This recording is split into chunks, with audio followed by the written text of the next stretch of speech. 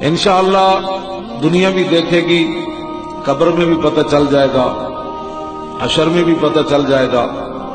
ایک بات بالکل واضح ہے، میں آپ کے سامنے علل اعلان کر رہا ہوں، پیر صاحب قبلہ سارے حضرات موجود ہیں، جو بندہ منافق ہوتا ہے نا وہ کسی بات پر راضی نہیں ہوتا، یہ منافق کی پہچان ہے۔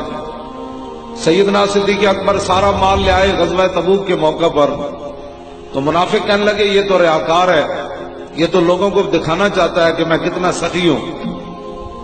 حضرت عقیل انصاری 1 کلو کھجور لے آئے، غریب ترین صحابہ میں سے ہے، آپ کے گھر کلو کھجور بھی نہیں تھی۔ ایک یہودی کو کہا کہ میں تیرے باغ کو ساری رات پانی لگاتا ہوں، کیا مزدوری دے گا؟ اس نے کہا 2 سیر کھجوریں دوں گا۔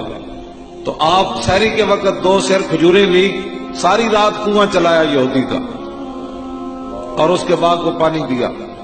1 کلو گھر کھانے کے لیے دی تو دوسرا کلو چھپا کر حضور کی بارگاہ میں لائے کہ حضور صدیق اکبر جتنا مال تو میرے پاس نہیں ہے، حضرت عمر جتنا بھی نہیں ہے، عثمان غنی جتنا میں امیر نہیں ہوں، عبد الرحمن بن عوف جتنا میں امیر نہیں ہوں کہ سونا پیش کرے، میرے پاس تو یہ کلو کھجور ہے، یہ قبول فرما لیں۔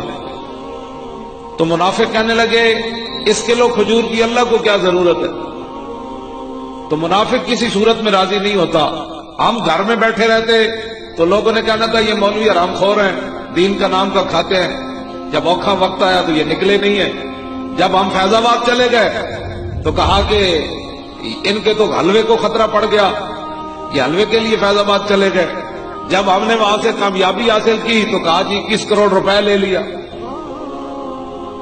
تو اس واسطے ہماری ڈیوٹی یہ نہیں ہے کہ ہم مخلوق کو راضی کریں، ہم جن کے لیے کام کر رہے ہیں اذلا فرق بین موتہ و حیاتہ فی مشاہدتی لامتہ و معرفتی باحوال و نیات و عزائم و خواطر وذالک عنده جلی لا خفا بہ۔